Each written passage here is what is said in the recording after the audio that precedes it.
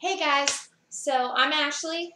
I'm Philip. And this is Conserve the Right, and we're back today with another reaction video. I kind of wanted to lead my dad through the Tom MacDonald saga.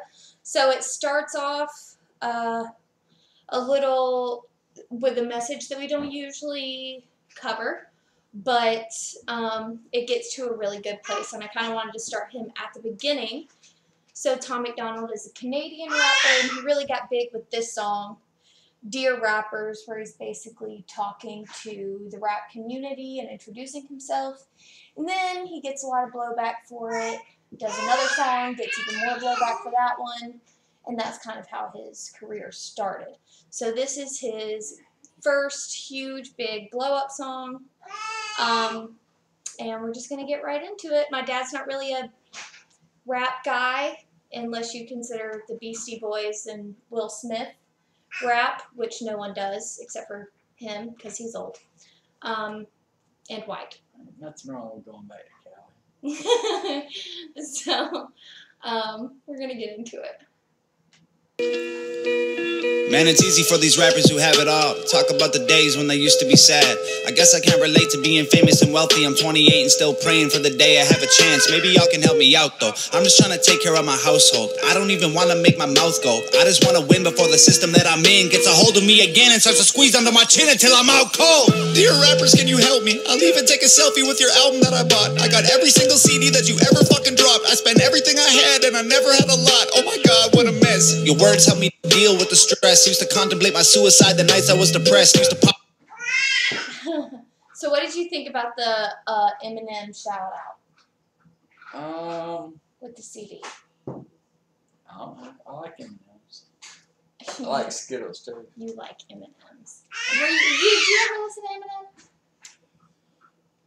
Very, very small. Besides, like, what we made you listen to?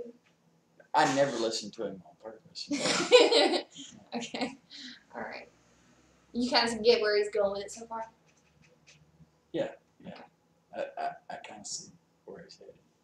What a mess. Your words help me deal with the stress. Used to contemplate my suicide the nights I was depressed. Used to pop you in a boombox and sit up on my desk. Listen to your music till I felt it in my chest. But these days it's like you don't have nothing left. Your music feels kind of like you're trying to write a check. Everything is digital, I mean no disrespect, but I'm paying even more and you give me even less. What the fuck? You taught me to think, you taught me to grow, you taught me the things to survive on my own. But now you teach me to drink, you teach me to smoke, you teach me to think. Every woman's a hoe. I don't want your Xanax bars or your fancy foreign cars. Throw your money in my face and try to tell me that it's art.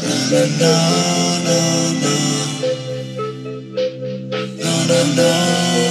Yeah. Just a drug addict on TV. I can't hear another fucking song about abusing medication that I had to take just to stay alive. There's more important shit than what you wear and where you live and who you fucking, what you drink and what you spend and what you drive. Rappers full of bullshit. Rappers just a marketing vehicle for the product that the man wants you to buy. Rap about a full clip. Okay, so I see where this is going. Right. The real shit ain't the real shit, number one. No, he's basically just like, okay, so pills and cars and girls, like, can we get something else? Like, is there anything else? Can we? Is there a light still out there? Oh my god. No, I mean, all joking aside, I see where he's going with that, because when this is something you don't know because she's too damn young. But when a lot of this rap stuff first came out, they were talking about real things, real lives, all this stuff. And it wasn't all about drugs and women and guns and gangs. And unfortunately, that's what rap has turned into. It wasn't always like that. I mean, when it first came out, rap was like poetry and music. Is what it really, originally, that's what it was. And it was awesome because you heard what people were actually going through in actual life and all that. And what he's talking about right there is, hey, y'all got in there, y'all made your money, and now you want to talk about the money you got and the drugs that you're slinging and all this bull crap. I might be a little too young to remember it, but I kind of know a little bit about the history. And I know that gangster rap kind of revitalized the rap genre and spread it out to more than just the black community. But when gangster rap started, it wasn't these bullcrap YouTubers or rich guys flashing money. It was about struggling and what it's like to grow up in a place where, you know, the only way they felt they could get ahead was by selling drugs or whatever. So it was more authentic. When they talk about that stuff nowadays, it doesn't feel authentic to me at all. No, it doesn't. It feels like they're trying to go in and say. It feels like to me like they're trying to go in there and say, "Hey, this is what's cool. This is what's not cool." And the fact of the matter is, a lot of shit that a lot of these guys are talking about, it's just not cool. I mean, you know, people don't educate themselves enough, or they educate themselves in the wrong way. Thank you, our educational system, because they don't do a very good job. I mean, our educational system teaches these guys that basically you can do what these guys tell you to do for the rest of your life and you're going to be awesome, or you can be your own person and you're going to suck. Right. And that's not true life.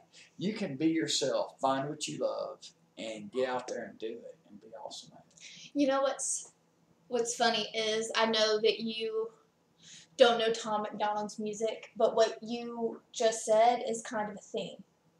Is it really? Throughout a lot of his music is like, quit listening to this bull crap that they keep telling you. Like, you know, they're trying to market products. So I should like put dreads in my head and spit out you should not do dreads. No, you can't pull off dread style. Rappers just promoting different liquors and varieties of ways that you could die. Product that the man wants you to buy. Rap about a full clip. Rappers just promoting different liquors and varieties of ways that you could die. Yeah. Dear rappers, can you help me? Are you almost out of alcohol to sell me? Tell me, cause drinking every night can be the way to getting wealthy. If I'm really being honest, all this shit is overwhelming. I need someone to look up to. You're living in a country that elected Donald Trump. You're living in a country where police are killing people every day, and all you want to talk about is doing drugs. You've been blinded by the money. Okay, so obviously, you know, I don't think that Donald Trump is the end of the world. No. And police aren't killing people every day. Like, I know that that's what you see on the news. That's what I was told. It's not really what's happening. It was like 26 people all year last year, which is a high number and a horrible thing, but 26 is not. You know what would bring that number down? Body cams. Don't pull a gun on a cop. Also. Yes. If you pull a gun on a cop, you're gonna get shot. I think that's why this kind of narrative is so dangerous, though, is because instead of people teaching their kids how to appropriately deal with police officers, like, some cops are assholes. If a cop is an asshole, or you feel like he is, you know, being inappropriate or whatever, you can get his badge number and report him later. Don't act like an idiot then, because that's just, if it doesn't end in some kind of, you know, violence, it's at least going to end up in more charges than you would have gotten if you would have just said yes, sir. It goes badly. Instead of people teaching their kids how to handle dealing with police officers, they're teaching their kids that police officers are evil and hateful and racist. And if you're being pulled over and you think that guy's evil and hateful and racist, of course you're gonna fight the cop, and of course you're gonna, you know, talk about all this crap and resist arrest and all that. So it's safer and more respectful to say yes, sir, instead of what you want, motherfucker.